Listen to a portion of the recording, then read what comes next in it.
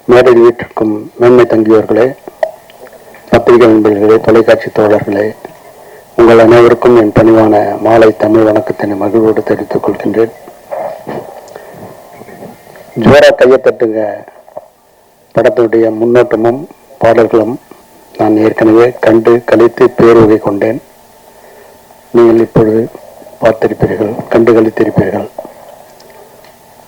எல்லாருக்கும் நல்லவனாகத்தான் தம்பி யோகி பாபு இருக்கிறாரு.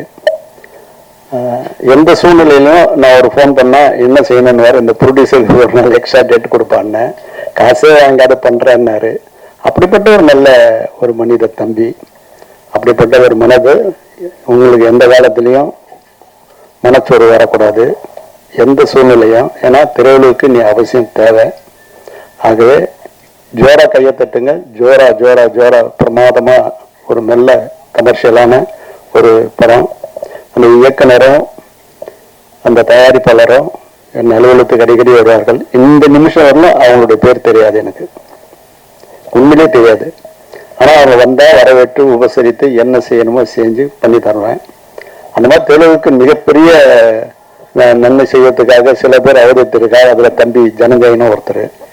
அது எல்லாரும் நலம் பெறணும், வளம் பெறணும். இந்த படம் மாபெரும் வெற்றி அடைய வாழ்த்துக்கள். நன்றி, வணக்கம்.